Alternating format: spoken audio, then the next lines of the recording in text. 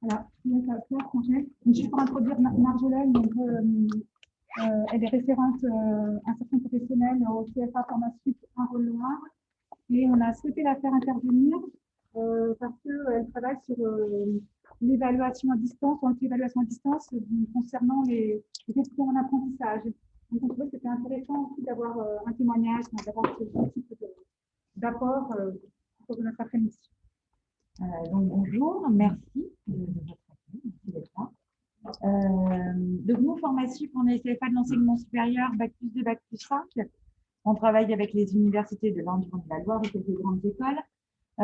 Juste une petite tendance à la rentrée de cette année. Je suis désolée que ce soit le masque et les lunettes. Je vous verrai beaucoup moins, mais en tout cas, je répète du. À la rentrée de cette année, on est sur 4800 apprentis.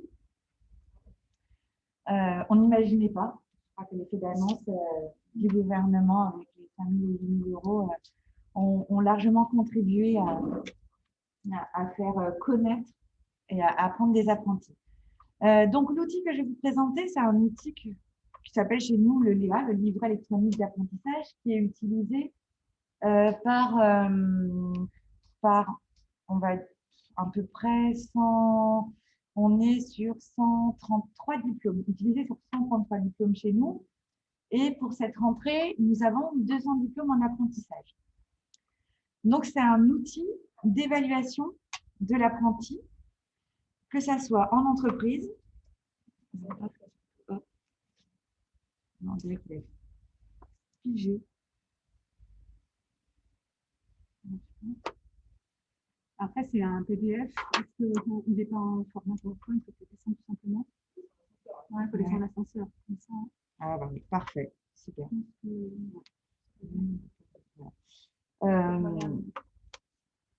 Et donc, c'est un outil qui a plusieurs utilités pour nous. Le premier, c'est l'évaluation de l'apprenti en entreprise et également au sein de l'établissement de formation.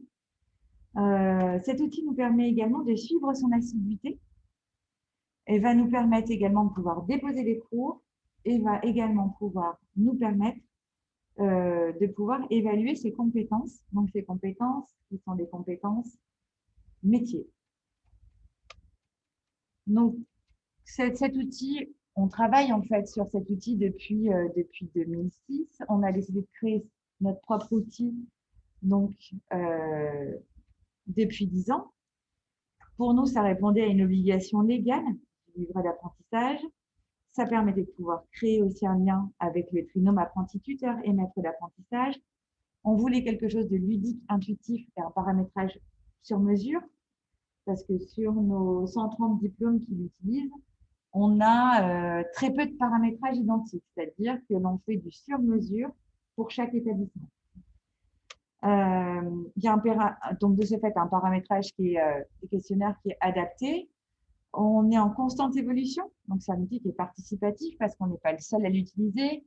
Il est également utilisé par Formasup Isère-Drôme-Ardèche, Pays de Savoie et Auvergne. Donc on travaille ensemble à son évolution. Il est également utilisé à l'université de Nouméa. Il est également utilisé sur des CFA sur Paris. Donc l'objectif, c'est aussi de travailler en collectif et en participatif pour faire évoluer cet outil. Et nous avons également cet outil est également en mode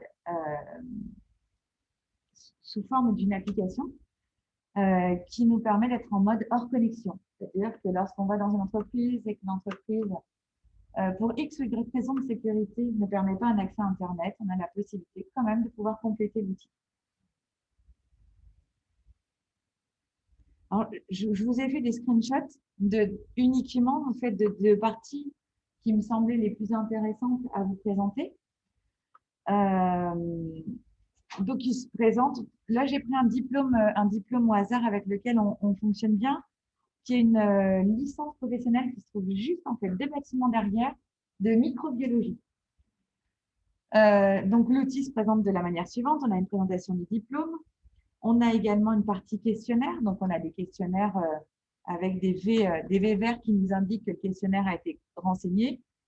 Et on a également des petits cadenas qui nous indique que le questionnaire, on a dépassé la date du questionnaire. L'avantage, c'est de pouvoir renvoyer, en fait, relancer le tuteur, l'apprenti et le maître d'apprentissage pour qu'il puisse renseigner l'outil.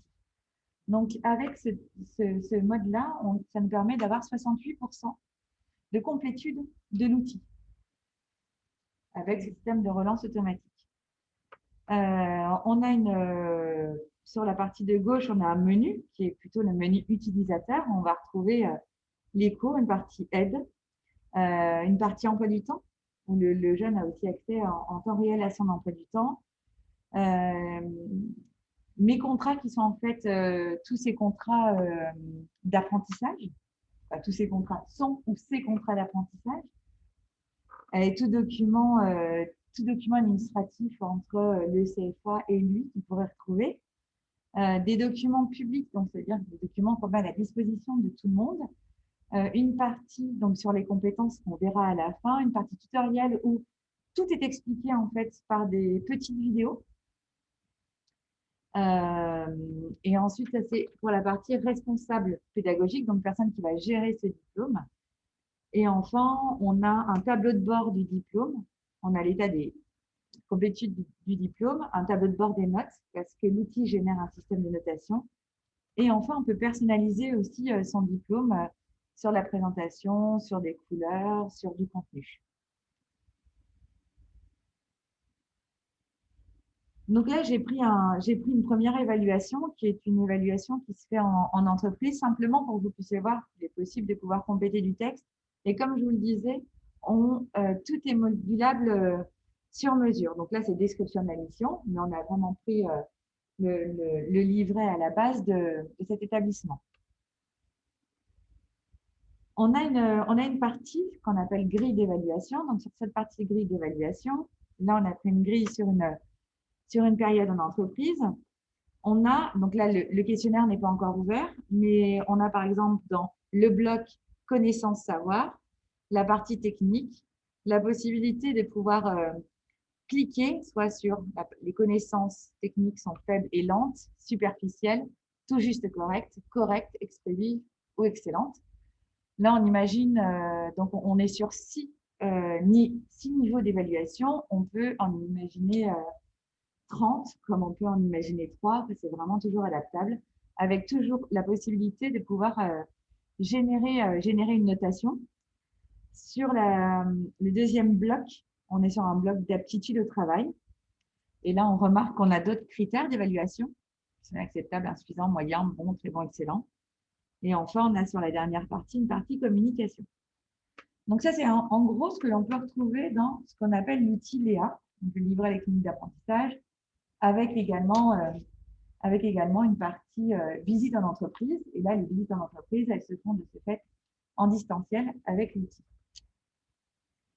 On a un autre bloc qui est le bloc e-compétences.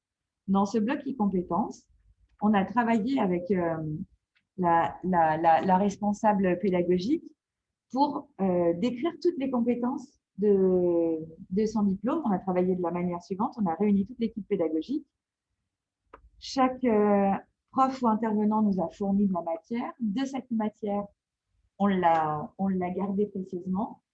On a fait des recherches sur Internet sur à quel métier pouvait ouvrir, enfin quel métier, c'est-à-dire qu'on a pris les métiers qu'ouvrait ce diplôme et on a été rechercher toutes les offres d'emploi. Et par rapport à ça, on a croisé avec en savoir-faire, savoir-être, avec les référentiels qui nous ont été fournis. Ça nous a fait une première matière. De cette première matière, on l'a fait tester aux apprentis et on l'a fait tester également aux maîtres d'apprentissage.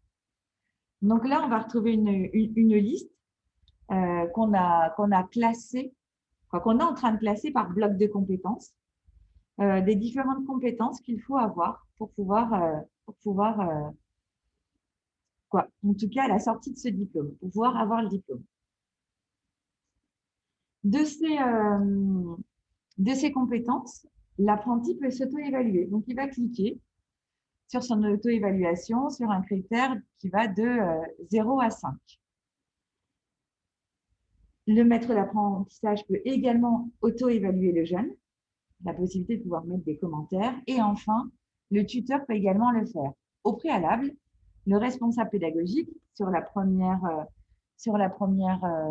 compétence, qui est administrer une base de données, va devoir noter le prérequis.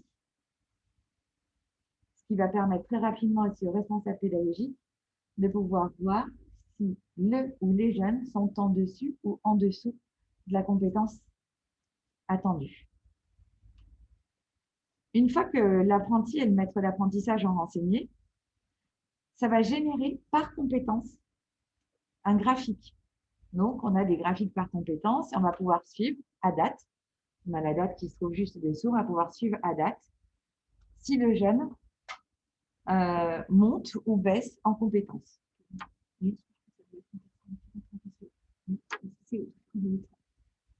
Ah, mais j'aurais appuyé. Oui, non, mais donc là, voilà, on va avoir le suivi. Donc là, on est sur juste une courbe qui est la courbe du jour.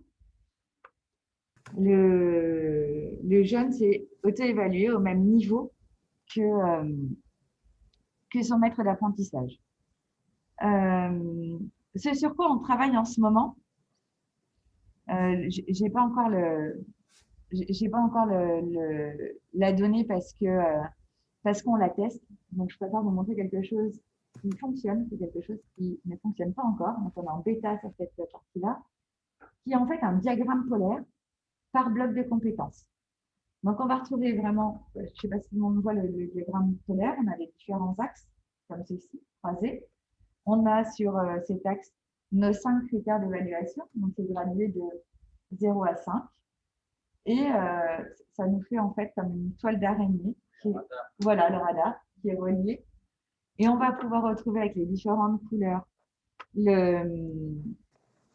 l'auto-évaluation voilà, de l'apprenti, de son maître d'apprentissage et également de son tuteur, mais aussi sur une autre couleur plus forte. Voilà, les attendus, les prérequis fixés par le responsable pédagogique. Alors là, j'ai juste fait un screenshot de la partie administrative, c'est-à-dire qu'au niveau des compétences, le responsable pédagogique est complètement en autonomie, c'est-à-dire qu'il peut créer autant de blocs qu'il souhaite et il peut ajouter, ce qu'on appelle des blocs, c'est des catégories, et il peut ajouter toutes les compétences qu'il le souhaite et il peut également générer la relance, comme on l'a vu précédemment. L'objectif étant aussi de pouvoir relancer peut-être 3 fois dans l'année pour pouvoir vraiment avoir une courbe d'évolution des compétences de l'apprenti. Voilà, je termine avec la présentation. Est-ce que vous avez des questions? Oui, j'ai une question. J'ai bien vu que le maître d'apprentissage pour faire l'évaluation des compétences, l'apprenti aussi, le tuteur. Oui. Le tuteur représente les enseignants, représente les cours qui suivent. Tout à fait. Il prend les notes de tous les enseignants de tous les cours, qui, d'après ces notes, estime que la compétence est acquise ou pas. Voilà. En fait, derrière tuteur, c'est soit son tuteur pédagogique, soit une personne référente de l'établissement de formation qui va pouvoir évaluer le jeune. Pour l'avoir testé sur un autre outil précédemment, qui s'appelle SkillView, on s'est rendu compte que les tuteurs, donc personnes qui représentent l'établissement de formation, n'évaluaient pas le jeune. Alors, nous, c'était notre demande parce que ne se sentaient pas. Alors, ce n'est pas une question de légitimité, mais d'après ce qu'ils nous ont dit, c'est une question de capacité à évaluer l'apprenti. Et ils estimaient que c'était plus au maître d'apprentissage d'évaluer l'apprenti. Donc, ça, c'est un retour d'expérience. C'est surprenant. Ah, oui, c'est très surprenant. Moi, je suis dans l'apprentissage.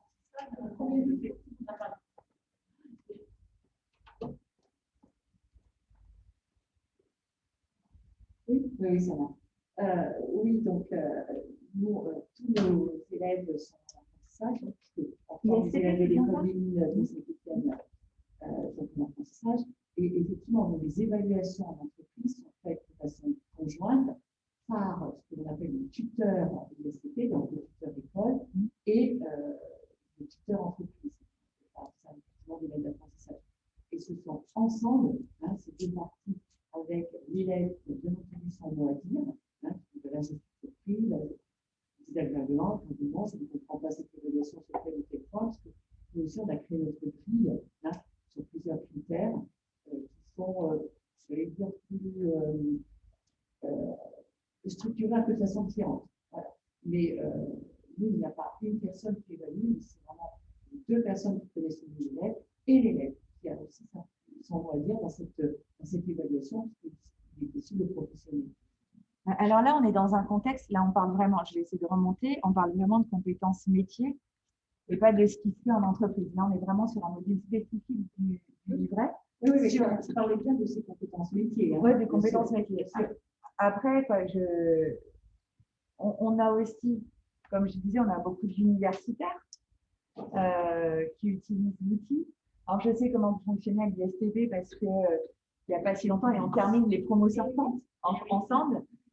Donc, vous avez quand même des tuteurs qui sont ce que j'appellerais des tuteurs experts, ce qui n'est pas le cas dans les universités. Les universités, on est plus sur des professeurs qui n'enseignent pas du tout la matière et effectivement, on n'est pas du tout dans ce même contexte. Oui, on voit un tuteur qui est prof de maths. Ça va être difficile d'évaluer le niveau de micro-biologie. Voilà, exactement. D'où son problème de légitimité. Et alors, ça me fait une remarque par rapport à notre approche Lance, qui est sur la santé, sécurité, qualité du travail. Effectivement, on se pose cette problématique des tuteurs. Comment les monter en compétences pour leur permettre d'évaluer une matière qu'ils connaissent peu. Par exemple, si le tuteur, c'est un prof de stats, ça peut être plus difficile qu'il peut-être un prof qui est en RH. Donc, je ne sais pas comment on peut, sur cette notion d'évaluation via un tuteur, s'il y a des pistes de réponse. Alors, je peux faire un petit retour d'expérience sur ce qu'on va partager, ce que nous on propose à nos tuteurs. Alors, évaluer sur une autre matière, on est bien d'accord, c'est super compliqué. Et nous, on essaye en fait forcément, sur plus de 200 diplômes, de faire des choses au global, d'essayer de le faire dans une gratuité, donc accessibilité, donc avec peu de moyens. On fait 1 à 2 fois par an, on propose à l'ensemble de nos tuteurs de participer à une journée, ce qu'on appelle la journée tutorale. Donc, c'est des tuteurs de tout horizon, aussi bien d'université que des écoles que d'écoles, et de faire un partage d'expérience sur déjà ce qu'ils vivent. Alors, ce qui est assez intéressant, c'est qu'eux sont plutôt cloisonnés sur leur diplôme ou leur établissement. Et l'objectif, ça va être de produire un petit peu le minimum vital du tuteur lorsqu'il se rend en entreprise pour évaluer le jeune. Un peu la mallette, la trousse à outils.